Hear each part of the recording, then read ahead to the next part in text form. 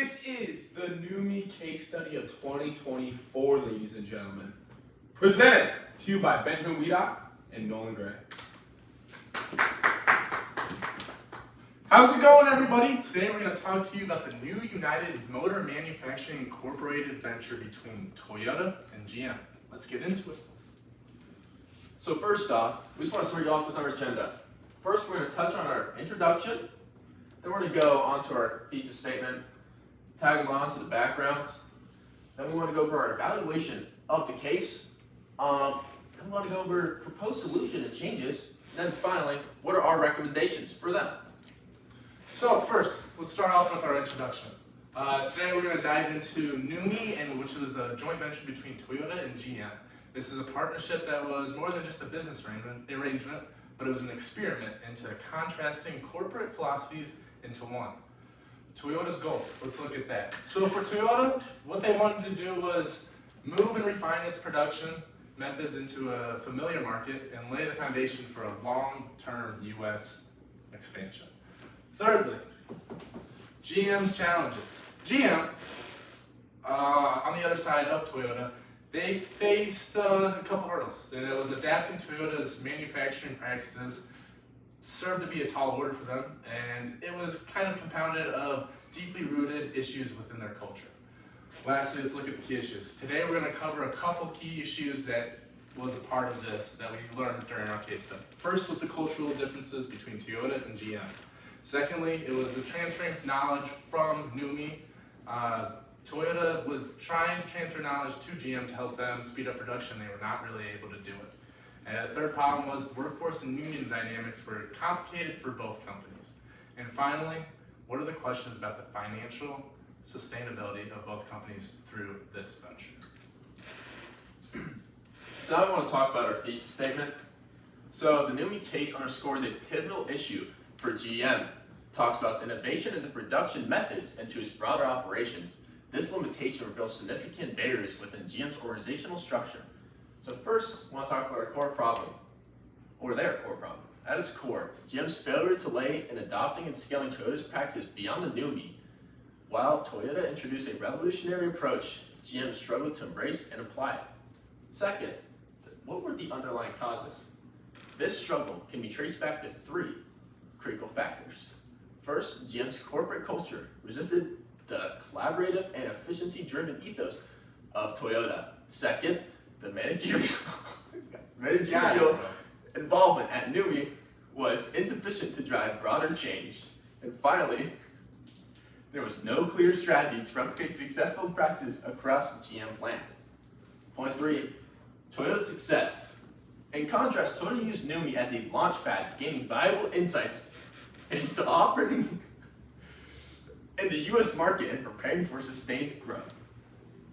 Point four, impact on GM. For GM, this was a missed opportunity.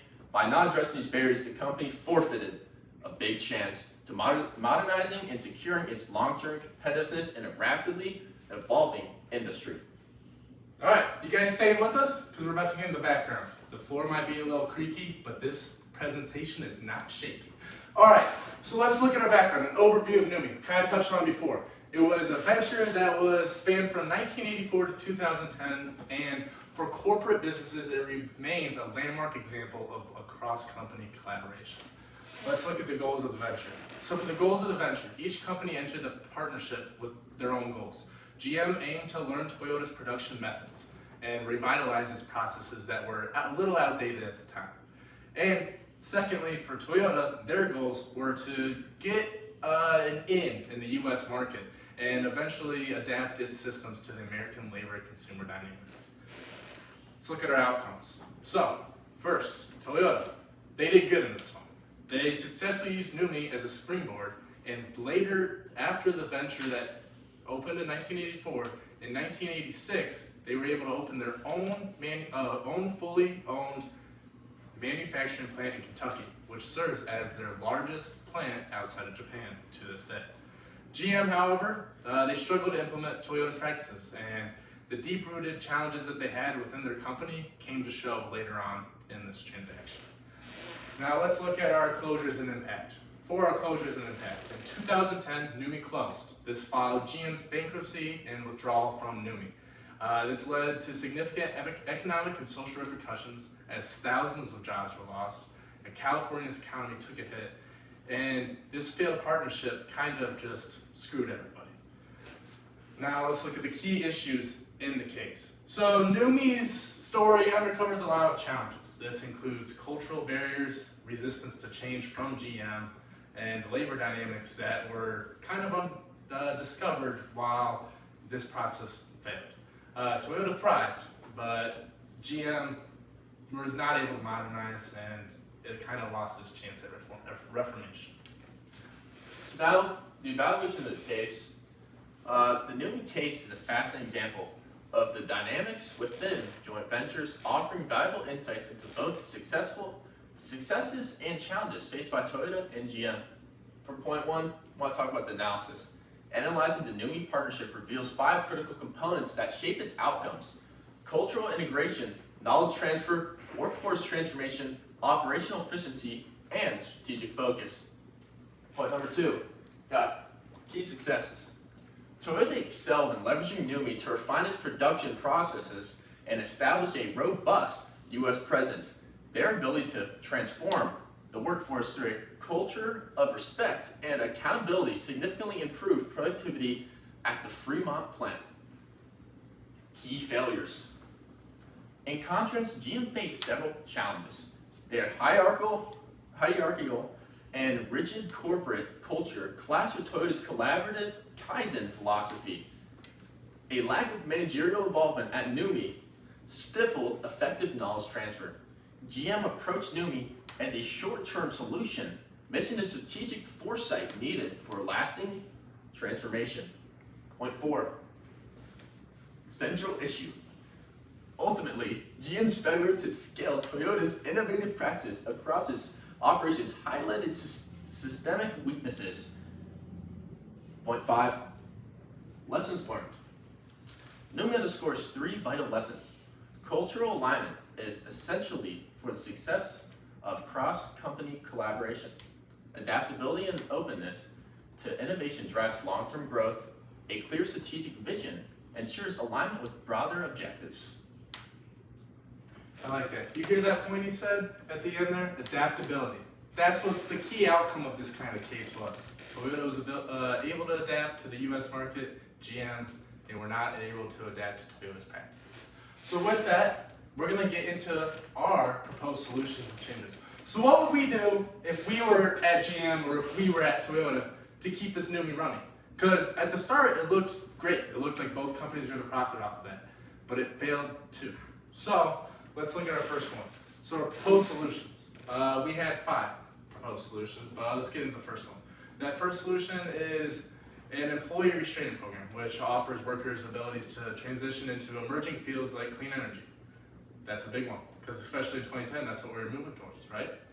The second would be a strategy to pivot towards electrification or sustainable manufacturing, which could have enabled NUMMI to produce hybrid vehicles and electric vehicles. So if we're failing to sell what we're selling at this plant, let's move to a different product maybe. Let's get into something that's kind of on the rise. That's what they could have done. Another area that we would have improved was enhanced knowledge transfer. So GM, they were not able to gain the knowledge from Toyota, but if they were able to enhance the knowledge, have a better communication skill, it would have established a structured learning system between Toyota and GM. This would have helped communication. It would have enabled both companies to benefit equally from the partnership. Let's look at the fourth solution that we had. That was improved labor relations and community engagement. This is big. Stronger collaborations with unions and investment into Fremont's local community could have reduced backlash from the plant's operations. They could have saved it. Putting money into it, putting money into the people around it would have boosted its success. So let's look at our best chosen solution. For this, our most impactful solution was to enhance knowledge transfer and integrate cultural dynamics into the companies. This directly addresses the core issue. Why did it fail? Well, it failed because GM went bankrupt and GM could not gain the knowledge from Toyota. So Toyota was successfully able to adapt to the US market, and GM struggled to embrace Toyota's innovative practices. Now let's look into why this solution. Well, by creating a structured mechanism for knowledge sharing and fostering a culture of mutual learning, these solutions would have helped GM tackle the problems that they took. The GM's operations would have been able to expand off of the knowledge that they learned from Toyota, and they would have been able to keep the NUMMI running. So what would our expected impact be? Well, our best chosen solution would have led to an improved collaboration and operational efficiency for both companies, which would have prevented the NUMMI case, as I said. Its positions with both Toyota and GM for sustained competitiveness in the economy would have stayed the same, and they would have probably taken over the economy if they were able to collectively learn from each other and almost combine the two companies. Now, let's look at our recommendations. So, stay with us now. Our main recommendations. So, to address NUMMI's challenges and ensure future success in similar ventures, we propose a set of strategic recommendations.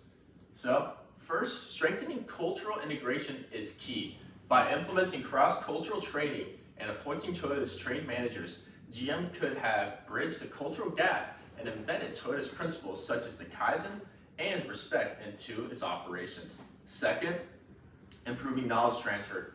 This is essential, just like he talked about before. And lastly, enhancing operational efficiency through Toyota's lean manufacturing methods would reduce waste and boost production quality. Point 2, unresolved challenges. So, addressing these challenges, it goes over the lingering issues that GM needed to integrate NUMMI's lessons into its broader strategy. Now we want to talk about workforce engagement. I don't know why it's wrong on the slide, but finally, talk about workforce engagement is extremely critical. Toyota's success hinge on employee empowerment and morale. GM could have adopted this approach, which would actively involve employees in decision making and fostering a culture of accountability. All right, let's get into our conclusion. So we told you all about the NUMMI story, right? We told you why it started, what happened while it was going on, and why it failed. We got a crowd here, so let's just see if everybody caught it. Aiden, who failed to learn from this NUMMI case study? Who failed to learn from GM. GM failed, that's right. Now who succeeded? Let's go Wyatt. Let me take Toyota. Toyota, that's right, for $500, that's Toyota. GM failed, Toyota, they got success out of it. What were the successes? Well, let's look at our overview of NUMMI. It undercovers the complexity of opportunities. It undercovers why we should take opportunities, why we shouldn't, and what we should do when we take those jumps. Secondly, let's look at the evaluation. So evaluation in the end. Nolan, you thought Toyota did their thing, they did what they went in there to do, and they gained knowledge, right? Exactly, just like the Kaizen. Just like the Kaizen. And that was the main thing GM was trying to learn, actually, was the Kaizen, was the respect, how they treated companies. And you know, you look at these you look at these foreign countries outside the US, their number one thing is respect. And you look at GM or Ford and things like that, companies like that, they kind of lack that. They lack the bond of their employees, of their company, and that's what GM was trying to learn, but I think the issue was just too big for GM to undercover. It was too late for them to incorporate that into their practices, so I think they had to go a different route, which was eventually the bankruptcy, which kind of restarted and revitalized GM in that. So let's look at the solution and changes. So what do we want to do? What did we think? What should they have done? They should have done a lot of things, actually. GM should have. They should have combined knowledge. They should have combined their partnership into a more fostering workforce. And that would have adapted a long-term vision and would have led to the success of NUMMI. And let's look at our recommendation. Nolan, what do we recommend? Just, pretty much sum it up. Be better people, and you'll be a better company. That's right. Be better people, be a better company. I want to thank you guys for listening. I hope you enjoy the rest of your semester.